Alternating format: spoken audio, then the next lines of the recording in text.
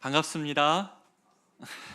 우리 앞뒤 좌우에 있는 사람에게 이렇게 인사하시죠. 잘 오셨습니다. 잘 오셨습니다. 잘 오셨습니다. 네, 반갑습니다. 우리 수요 예배 때 늘 이렇게 새로운 얼굴들이 이렇게 보여서서 너무나 반갑고 좋습니다. 오늘 저녁에도 우리 하나님이 우리에게 주시는 은혜의 말씀을 우리가 정말 사모하면서 이 말씀 드렸으면 좋겠습니다. 주님이 우리에게 주신 말씀은 요한복음 11장 28절부터 46절까지의 말씀을 같이 나누고자 합니다. 우리 한 절씩 읽고 마지막 절을 교독하시도록 하겠습니다. 요한복음 11장 28절입니다. 이 말을 하고 돌아가서 가만히 그 자매 마리아를 불러 말하되 선생님이 오셔서 너를 부르신다 하니 예수는 아직 마을로 들어오지 아니하시고 마르다가 맞이했던 곳에 그대로 계시더라.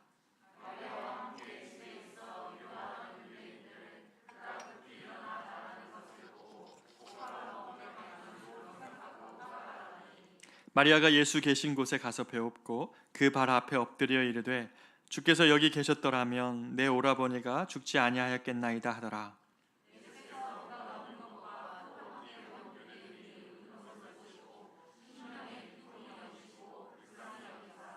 이르시되 그를 어디 두었느냐 이르되 주여 와서 보옵소서 하니 이에 유대인들이 말하되 보라 그를 얼마나 사랑하셨는가 하며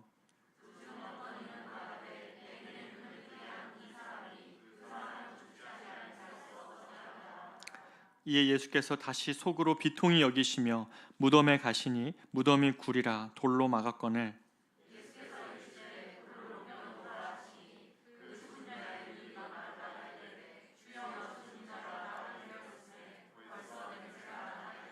예수께서 이르시되 내 말이 내가 믿으면 하나님의 영광을 보리라 하지 아니하였느냐 하시니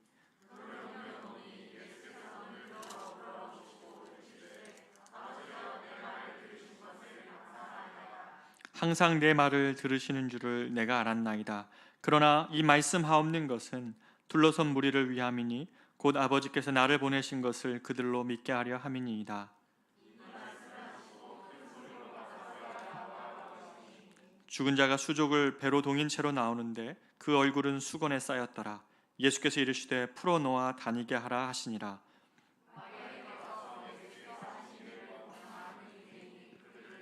같이 읽겠습니다. 그 중에 어떤 자는 바리새인들에게 가서 예수께서 하신 일을 알리니라.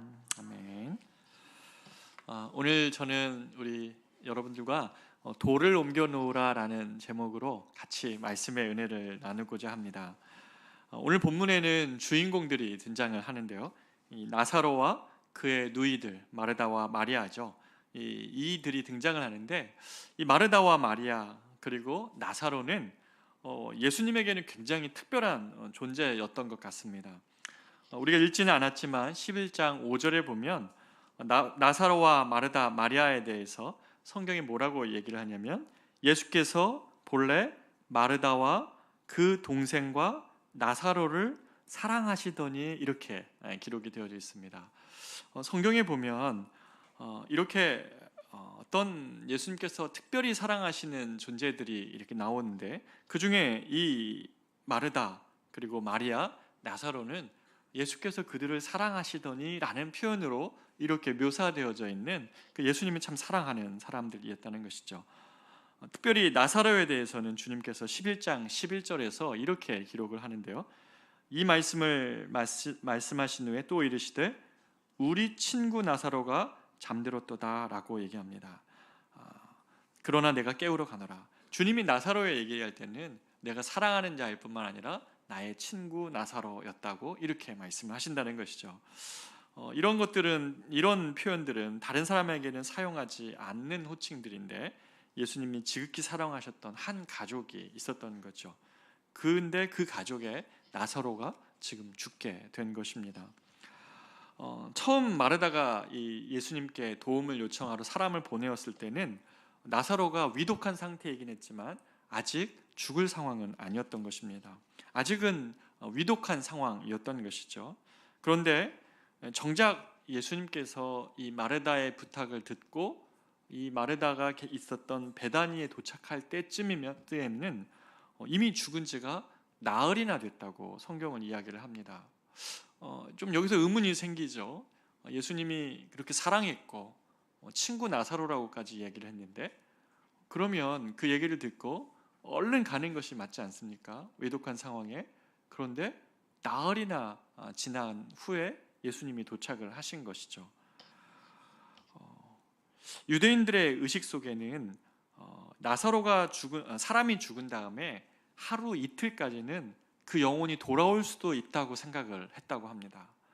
그러고 보면 예수님은 지금 왜 나흘째 도착을 했냐 보면, 누가 봐도 이 나사로가 온전히 죽었다고 여겨질 때 예수님이 그냥 어떤 아직 돌아올 수도 있는 영혼의 상태인 나사로를 살리신 것이 아니라 무덤에 갇혀서 이제는 완전히 누가 봐도 죽었다고 느꼈을 이 나흘째 되는 날 이 베다니를 찾으신 것이죠. 그렇게 기다리던 예수님이 찾아오셨다는 이야기를 마르다에게서, 언니 마르다에게서 듣고 나서 이 마리아가 급히 일어나서 예수님께 가죠. 마음이 어땠을까요? 좀 원망이 들었을 것 같아요. 아니 주님 우리 가족 사랑하신다며요. 주님 우리 나사로 오빠를 친구라고 말씀하시지 않았습니까? 왜 지금 오셨냐는 거죠. 왜 내 오라버지, 내 주께서 여기 계셨더라면 내 오라버지가 죽지 않았을 텐데 왜 이렇게 늦게 오시는 겁니까?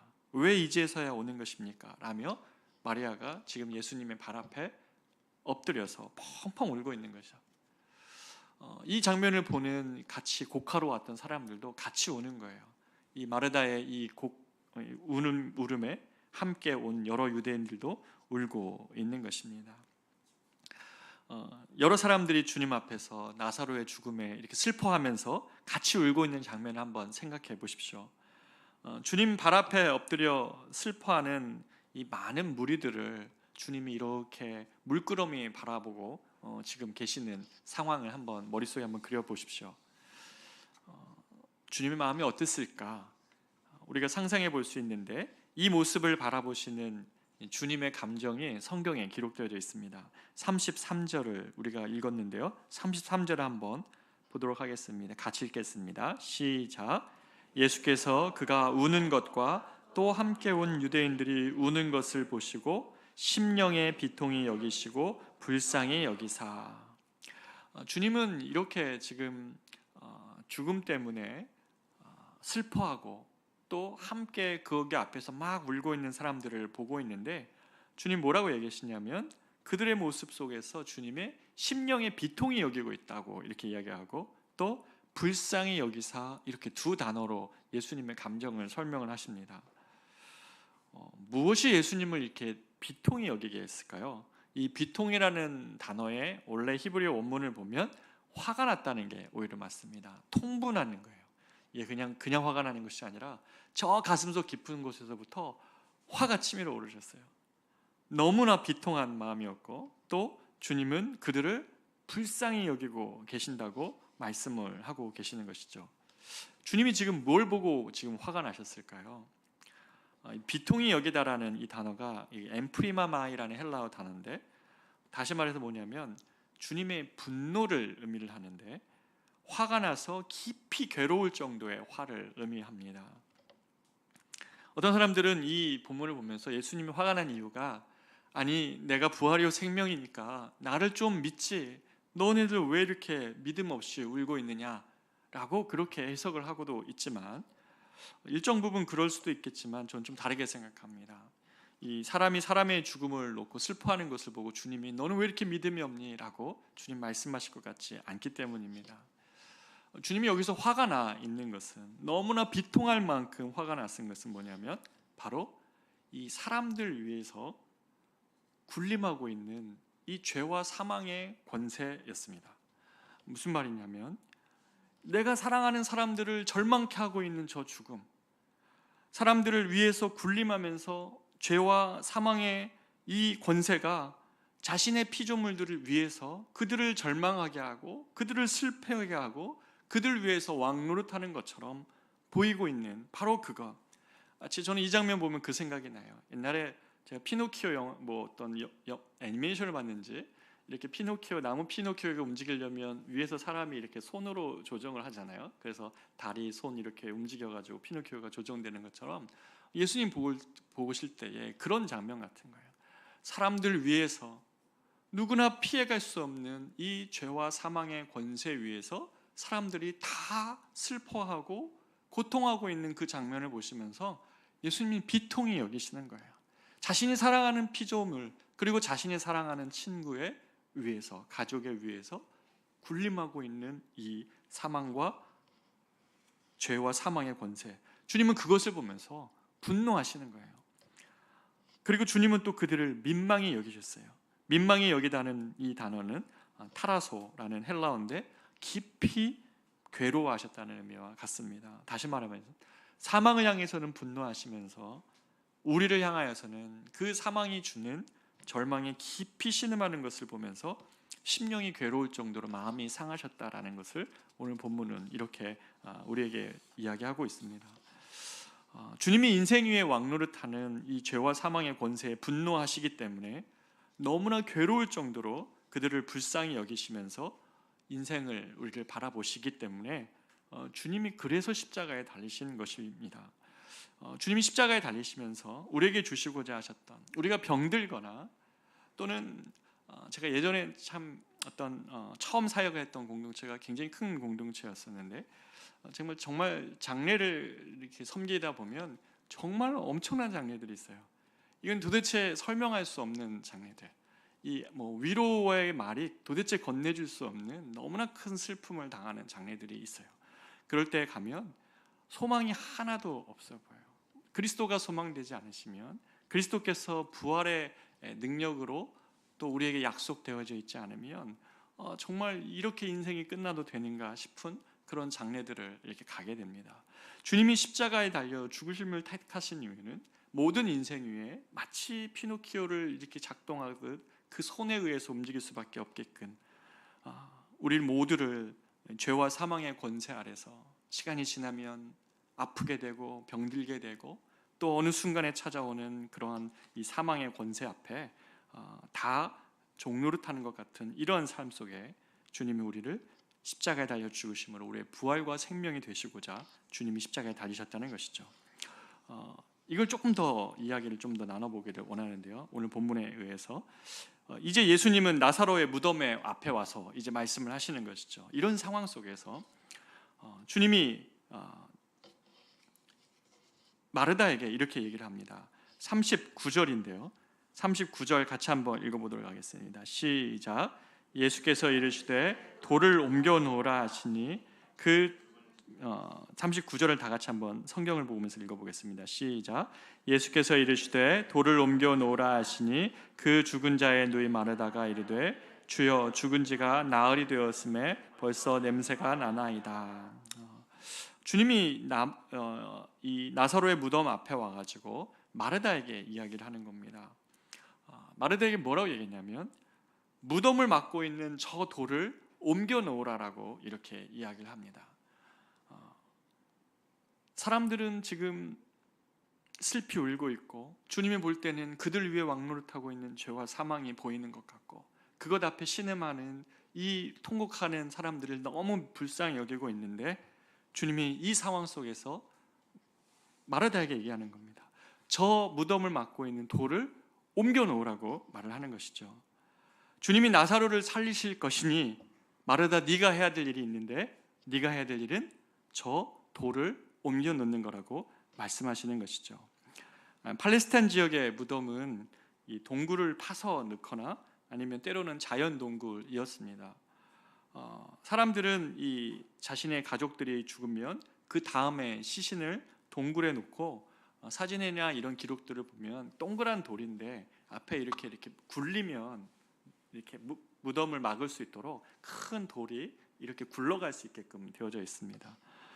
그 큰 돌을 굴러 무덤 입구를 막는데 마르다 내가 나사로를 살릴 테니 너는 저 무덤의 돌을 옮겨 놓으라고 이렇게 말을 하십니다. 주님은 왜 마르다에게 이 무덤을 막고 있는 돌을 옮기는 것은 너의 역할이라고 명령하시고 말씀하셨을까요? 죽은 자를 살리시는 분이 돌까지도 같이 움직여 주시면 안 됩니까? 그런데 주님은 오늘 뭐라 말씀하시냐면, 예수님께서 죽은 자를 살리는 이 놀라운 기적을 경험하려면 마르다, 네가 내 말에 순종하고 이 돌을 옮겨놔야 된다. 너의 역할이 있다 라고 말씀하시는데요, 하나님의 놀라운 능력으로 나사로는 부활할 것이지만 이 마르다의 순종을 통해서 주님은 그렇게 하시고자 하신다는 것이죠. 그런데 마르다가 지금 이 돌을 옮겨 놓으라라는 말씀에 마르다가 이 순종을 방해하는 것이 있어요. 하나님은 마르다와 함께 이 일들을 이뤄 가시고자 하시는데 이 순종을 방해하는 것이 뭐냐면 바로 마르다의 경험이었습니다. 뭐라고 얘기합니까? 39절 한번 보십시오. 다시 한번 읽어보면, 예수께서 이르시되 돌을 옮겨 놓으라 하시니 마르다가 뭐라고 대답합니까? 그 죽은 자의 누이 마르다가 이르되 주여, 죽은 지가 나흘이 되었음에 벌써 냄새가 나나이다. 자, 마르다가 이렇게 얘기하는 거죠. 주님, 돌을 옮겨 놓으라고요? 죽은 지 나흘이나 됐습니다. 벌써 냄새가 난다는 말입니다. 그런데 무슨 돌을 옮겨 놓는 게 무슨 소용이 있습니까? 당신이 명령을 하고 나에게 순종을 요구해도 내 경험에 비추어 보면 이것은 돌을 옮겨 놓는 게 무의미합니다. 무슨 말씀입니까? 라는 이야기를 하고 있는 것이죠. 우리에게 있어서 주님은 우리를 인생을 향하여서 주님의 뜻을 이루어 가실 때에 우리의 순종을 방해하는 것들이 있어요. 예를 들면 우리 자신을 넘어서지 못하게 하는 경험들이 있습니다. 말하다가 지금 냄새가 난단 말이에요. 벌써 사흘이나 됐단 말이라는 하나님의 말씀에 내가 한번 반응해 보기보다는 내 경험 세계에 비추어 보면 당신의 이 명령이 지금 부당해요. 그리고 하기 어렵단 말이에요 라고 얘기하거나 내가 가지고 있는 지식이 순종을 방해할 때가 있어요. 또는 과거에 내가 경험한 상처가 주님이 말씀하셔도 넘어서지 못하게 하는 이유가 될 때가 있습니다. 또는 어떻습니까? 내가 과거에 경험했던 한계들이 있어요. 내가 노력해봐도 안 됐고 내가 최선을 다해봐도 안 됐던 한계들이 있어요. 누구나 이 한계에 딱 다다르면 이것을 넘어가는 삶을 갈망할 때는 소망은 마음에 있지만 그 문턱에 주저앉게 하는 것이죠. 마르다는 지금 경험의 한계에 갇혀져 있습니다. 안 됩니다, 주님. 할 수 없습니다.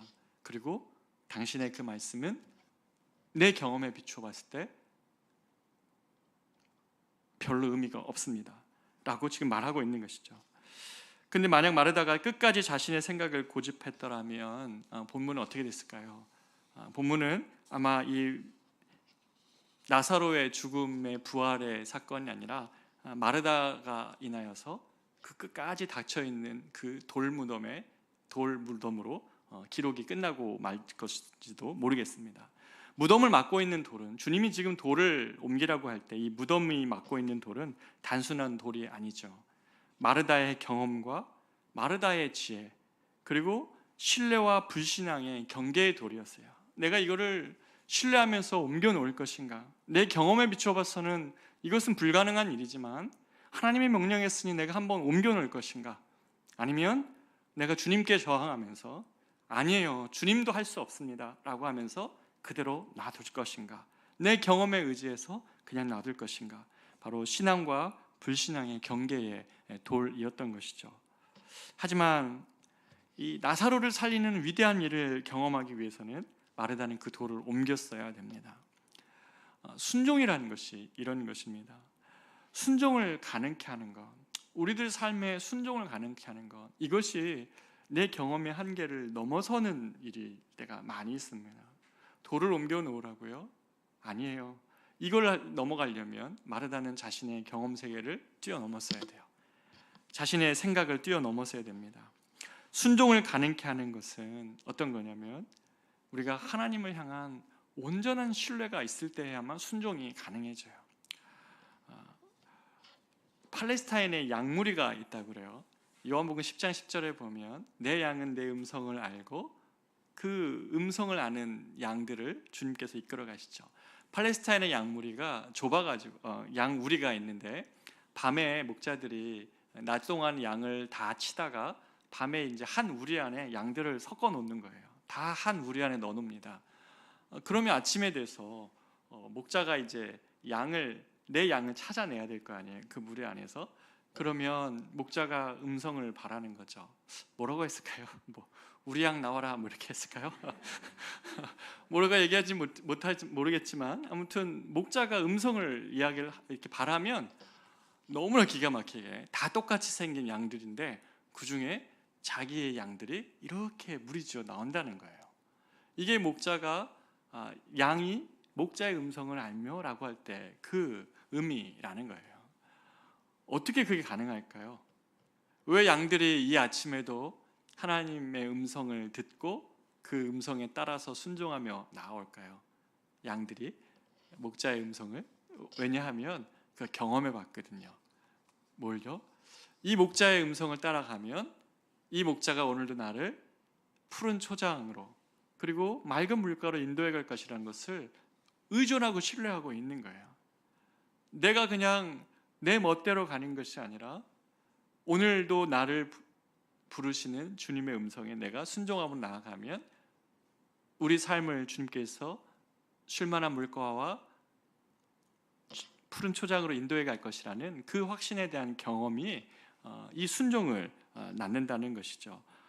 만약에 이 목자가 양을 이끌어 갔는데 어저께 목자를 따라가 봤더니까 내가 어제 인도해 주신 그 풀 먹고 설사했어 막 그러면 뭐 배가 좀 아프더라. 그래서 오늘 아침에는 좀 내가 다른 목자가 부르면 거기에 은근슬쩍 껴갈까 뭐 이러면 안 되잖아요, 그렇죠?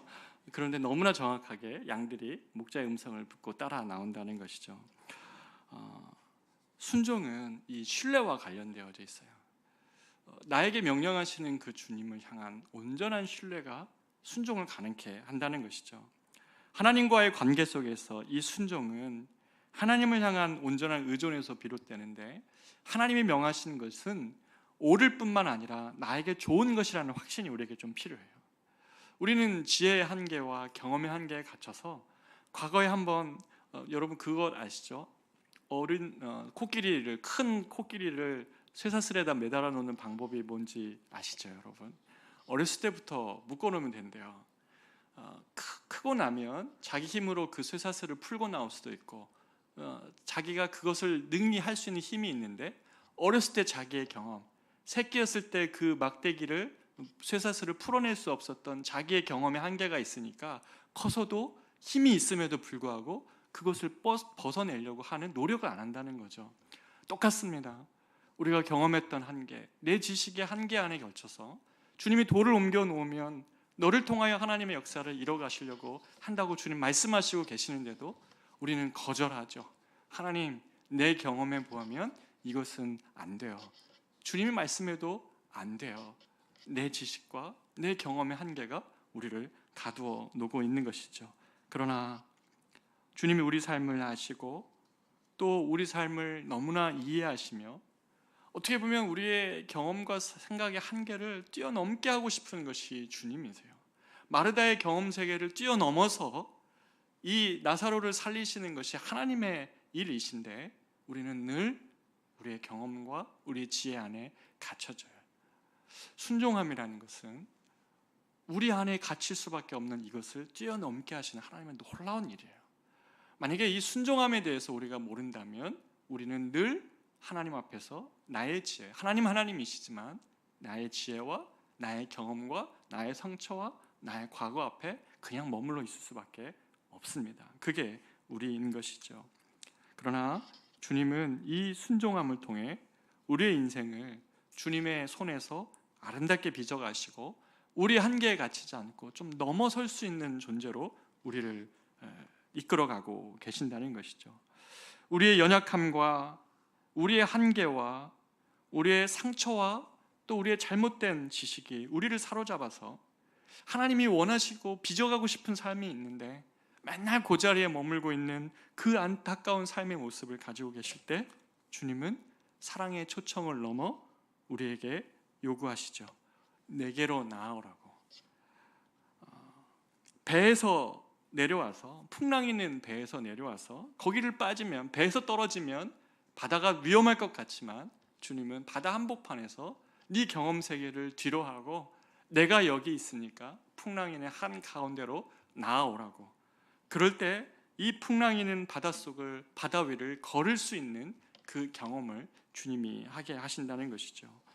우리 지혜와 경험의 한계에 갇혀 아무것도 결정하지 못하고 세상이 주는 이런 상식이나 그런 세상이 주는 조언과 세상의 이런 판단 앞에 갇혀가지고 그렇게 작은 나로 살아갈 때 주님은 이렇게 말씀하시죠. 너의 경험과 너를 향한 세상의 평가를 뒤로하고 나의 계획을 신뢰해보렴. 내가 너에게 명한다면 그것은 옳은 일뿐만 아니라 좋은 일이야 라는 말씀으로 주님은 이 순종함을 통하여 우리의 한계에서 넘어서 우리 삶을 빚어가고 싶어 하신다는 것이죠. 그래서 주님은 그 돌을 옮기라고 말씀하십니다. 그렇게 할 때 주님이 무엇을 약속하십니까? 40절에 보면 예수께서 이르시되 내 말이 내가 믿으면 하나님의 영광을 보리라 하지 아니하였느냐 하시니, 내 삶 속에서 하나님의 영광을 보는 것, 하나님의 그 위대하심을 경험하는 것, 이것은 어디서 나오냐면 순종하면서 나와요. 우리의 경험과 지혜로 나오는 것이 아니라 하나님의 선택이, 하나님이 말씀하시는 그 일에 순종해 봤더니 그 하나님의 광대하심을 그제서야 경험할 수 있는 것이죠. 내 말이 내가 믿으면 하나님의 영광을 보리라 하지 아니하였느냐. 우리의 작은 인생 속에서 하나님의 위대하심을 경험하는 것은 정말 내 경험을 뛰어넘는 하나님의 인도하심에 우리가 순종함으로 나아갈 때라는 것이죠. 희한한 것은 순종하면요 사랑이 싹틉니다. 내가 주님 앞에 순종의 경험이 있을 때에야만 내가 주님 편에 선 경험을 하고 주님 편에 섰을 때에 주님을 향한 사랑이 우리 안에서 생겨나는 것이죠. 주님과 나만이 아는 사랑인 것입니다. 저희 아버님이 목회를 하셨는데 아주 오래전에 저희 집에 이 잠비아 선교사님 한 분이 집을 방문하셨어요. 처음에는 우리가 그래도 대부분 수염을 깎고 다니시잖아요. 그 당시 제가 어렸을 때는 그런 분 처음 봤는데 정말 막 수염을 덥수룩하게 하시고 정말 머리도 안 깎으신 것 같은 그런 차림으로 오셔서 처음에는 저희 아버지 교회에 항상 그 좀 어려우신 분들이 오셔서 이렇게 저희가 도와드린 적들이 많았기 때문에 그런 분이 오신 줄 알았는데 알고 봤더니 우리 아버지 신대원 친구셨던 것이었어요. 너무 죄송했는데 근데 이제 선교사님이 가신 뒤에 이제 아버지가 한 이야기를 해주시는 거예요. 저한테 뭐라고 얘기하시냐면 신대원 때 저분이 어떤 분인 줄 아느냐.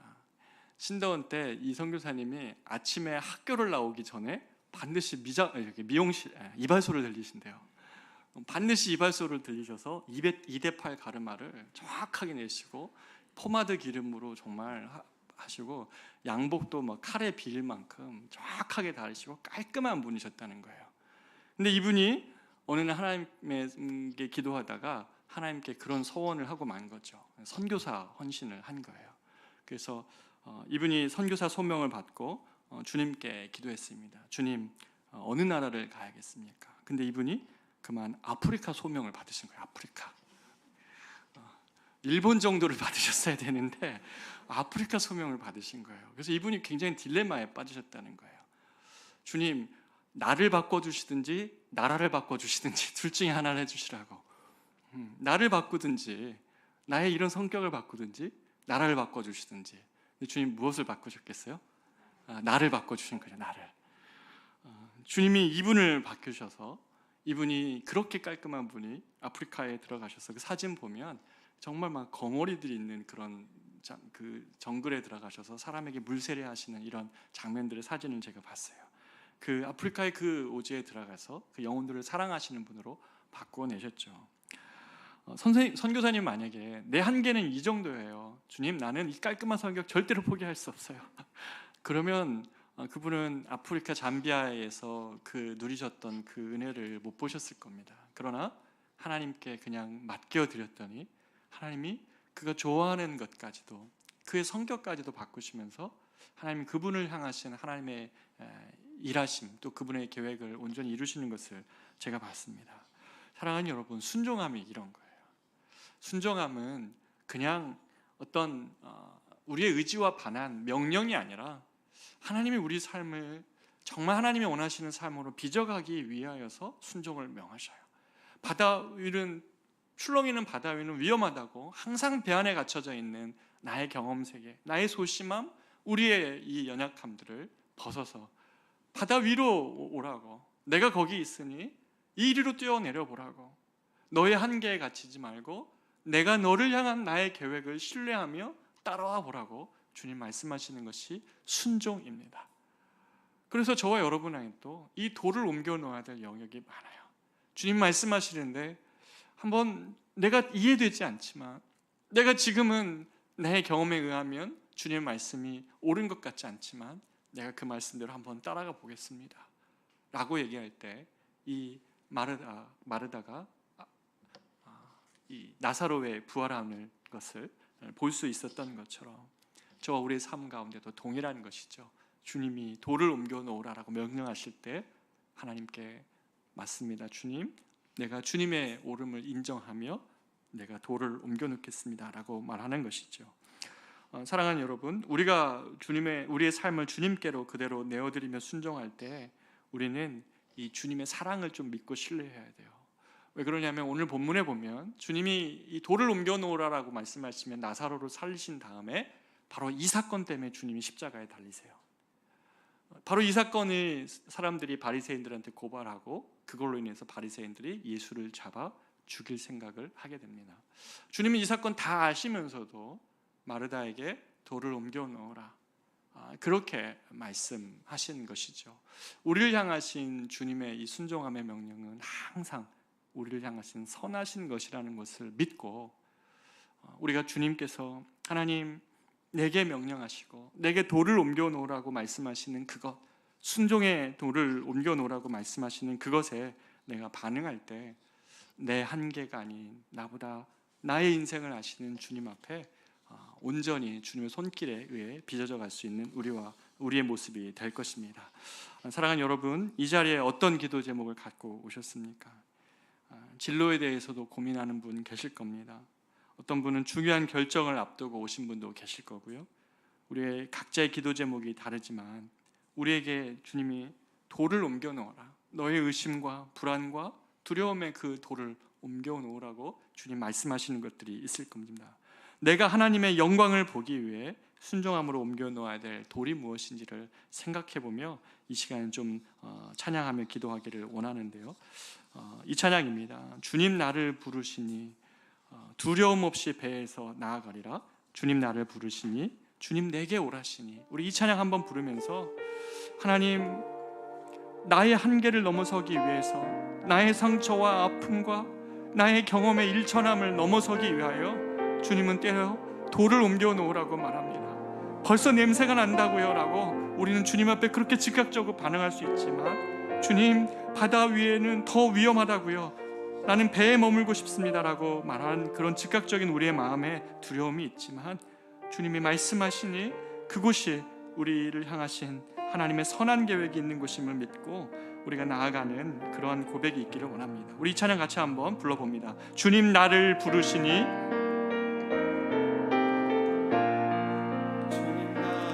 부르시니 두려움 없이 배에서 나아가리라. 주님 나를 부르시니 주님 나를 부르시니 주님 내게 오라시니 주님 내게 오라시니 주님 보고 계시기에 주님 보고 계시기에 의심치 않고 바다를 걸어가리라. 주님 보고 계시기에 주님 여기 계시기에 주님 여기 계시기에 주님 여기 계시기에 주님 여기 계시기에 이 깊은 바다가 반석이 되 주님 여기 계시기에 주님 여기 계시기에 반석 위를 내가 걸어가리라. 내가 걸어가리라. 주님 여기 계시기에, 주님 여기 계시기에 저 거친 파도가 반석이 되고, 파도가 반석이 되고, 주님 여기 계시기에, 주님 여기 계시기에 반석 위를 내가 걷습니다. 내가 걷습니다. 주님 여기 계시기에, 주님 여기 계시기에 다 같이 고백합니다. 이 깊은 바다가 반석이 되고, 바다가 반석이 돼. 주님 여기 계시기에, 주님 여기 계시 반석 위를 내가 걸어가리라. 내가 걸어가리라. 주님 여기 계시기에, 주님 여기 계시기에 저 거친 파도가 반석이 되고, 파도가 반석이 되고, 주님 여기 계시기에, 주님 여기 계시기에 반석 위를 내가 걷습니다. 내가 걷습니다. 우리가 이 시간에 같이 한번 기도하기를 원합니다. 우리 각자에게 있어서 주님 말씀하시는 돌은 무엇입니까? 벌써 주님 냄새가 난다고요. 당신의 그 말이 너무 부당하고 비합리적이고 내 경험에 의하면 당신의 말이 틀렸어요 라고 즉각적인 그런 불안함과 염려의 반응들이 우리 안에 쏟아져 나오기 쉽습니다. 그러나 우리가 이 시간 주님 앞에 나아가 한번 기도하기를 원합니다. 주님, 내가 원망을 보다는 내가 하나님 주님 말씀하시면 한번 순종해 보겠습니다. 이 배 위가 아니라 주님이 말씀하시는 저 파도가 반석이 될 것을 내가 믿기에 바다 위에 한번 뛰어내려 보겠습니다. 내가 그걸 원하오니 주님 말씀하여 주십시오. 그리고 하나님, 내가 주님께서 말씀하시는 그 돌, 우리 각자에게 있을 것 같은데 그게 염려입니까? 상처입니까? 두려움입니까? 그것이 무엇입니까? 우리가 이 시간에 주님 앞에 나아가 하나님, 나의 돌을 옮겨 놓겠습니다. 나의 걱정을, 나의 염려를, 나의 불안을 주님 앞에 하나님 올려드리겠습니다. 우리가 주님 앞에 이렇게 기도함으로 하나님 앞에 나아가 이 시간 같이 한번 기도하기를 원합니다. 기도합니다. 존귀하신 하나님 아버지, 하나님 정말 이 마르다에게 하나님, 내가 너희가 하고 싶은 일이 있는데 그러나 네가 반드시 해야 될 것 한 가지, 너의 저 돌을 옮겨 놓으라. 너의 불안과 너의 염려와 너의 불신의 이 돌을 옮겨 놓으라고 주님은 말씀하십니다. 하나님 아버지, 우리는 하나님 우리의 경험과 우리의 한계, 또 하나님 우리가 경험하고 있는 하나님 죄의 약함과 하나님 아버지 여러 가지 지난날의 실패와 우리의 지혜와 세상의 평가와 하나님 여러 가지 것들로 인하여서 우리는 날마다 하나님 그 자리에 그냥 주저앉고 맙니다.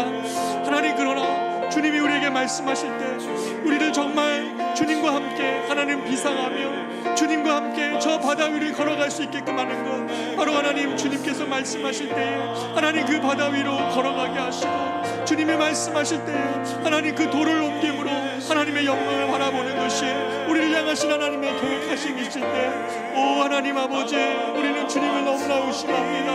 우리는 주님의 능력을 너무나 의심하며 주님의 우리를 향하신 선하신 인도하심을 날마다 의심하며 살아갑니다. 오 하나님 아버지, 우리와 함께하여 주시옵소서. 믿음이 없는 하나님 우리의 삶을 주님 긍휼히 여겨주시고 성령께서 사랑하는 우리 성도들 가운데 하나님이 믿음을 더하여 주시옵소서. 우리의 돌이 무엇입니까? 그것이 경험의 돌입니까? 하나님, 어떤 하나님 지난날의 상처입니까? 지난날의 아픔입니까? 하나님 지난날의 무엇이 하나님 아버지 우리들 하나님 발목 잡고 있다면 하나님 아버지 돌을 옮겨놓으라. 그 불안과 또 하나님 의심과 믿음의 경계 안에서 하나님 주저가지 말고 머뭇거리지 말고 그 돌은 네가 옮겨야 된다고, 그 돌은 네가 옮겨야 된다고 말씀하실 때에 아버지 하나님, 아멘, 그렇습니다. 주님, 내가 믿음으로 이 돌을 옮겨놓습니다. 아멘. 주님, 하나님, 내가 주님을 신뢰함으로 이 돌을 옮겨놓습니다라고 아버지 하나님 그렇게 고백하며 우리 하나님 사랑하는 우리의 지체들 나아갈 수 있도록 인도하여 주시옵소서. 주께서 하나님 우리 가운데 하나님 아버지 명령하시는 것은 좋은 것뿐만, 모르는 것뿐만 아니라 좋은 것임을 믿고 아버지 하나님 우리의 한계와 경험을 뛰어넘어서 우리를 향해서 하나님 일하시고자 하신 하나님의 그 계획을 신뢰하며 나아갈 수 있도록 인도하여 주시옵소서. 우리를 그냥 이대로 놔두지 않으시고 우리를 하나님 그냥 작은 하나님 우리의 모습대로 살아가는 것이 아니라 우리를 주님이 원하시는 삶의 모습으로 빚어가시기 위하여 주님이 순종을 명하실 때마다 아멘 그렇습니다 주님, 내가 주님을 의지하며 나아간다 그렇게 고백할 수 있도록 주님 인도하여 주님 여기 계시기에, 주님 여기 계시기에 이 깊은 바다가 반석이 되고, 주님 여기 계시기에 반석 위를 내가 걸어가리라. 주님 여기 계시기에, 주님 여기 계시기에 저 거친 파도가 반석이 되고, 주님 여기 계시기에, 주님 여기 계시기에 반석 위를 내가 걷습니다. 내가 걷습니다. 다시 한번 우리가 주님께 믿음을 고백하며 주님 여기 계시기에, 주님 여기 계시기에 이 깊은 바다가 반석이 되고, 바다가 반석이 되고, 주님 여기 계시기에, 주님 여기 계시기에 반석 위를 내가 걸어가리라. 내가 걸어가리라. 주님 여기 계시기에, 주님 여기 계시기에 저 거친 파도가 반석이 되고, 파도가 반석이 되고, 주님 여기 계시기에, 주님 여기 계시기에 반석 위를 내가 걷습니다. 내가 걷습니다.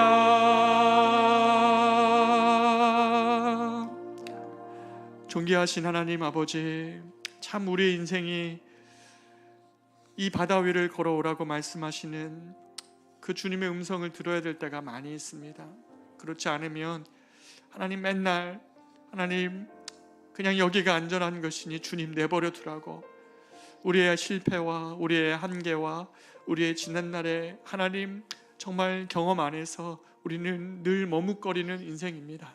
그러나 언제나 새로운 일을 행하시고 바다 위를 걷게 하시는 주님의 능력이 우리 모두가 경험하기를 주님 원하시기에, 네가 생각하는 안전한 바의 아니라 이 출렁이는 바다 위로 걸어오라고 주님 말씀하십니다. 네가 경험하는 그 경험 때문에 그 돌을 막고 있지 말고, 내가 너를 통한 하나님의 영광을 드러내기 위하여서 그 돌을 옮겨 놓으라고 주님 말씀하십니다. 사랑하는 주님, 우리가 주님 앞에 무엇을 옮겨 놓아야 됩니까? 걱정입니까? 염려입니까? 불안함입니까? 실패입니까? 상처입니까?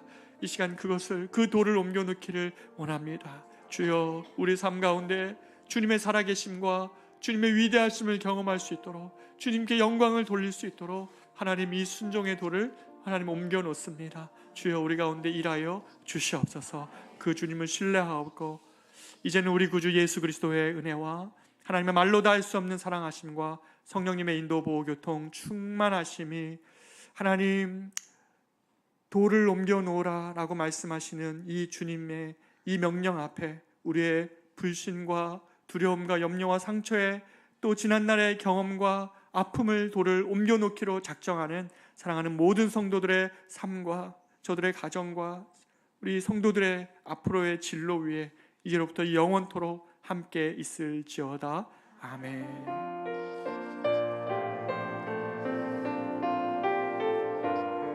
주님,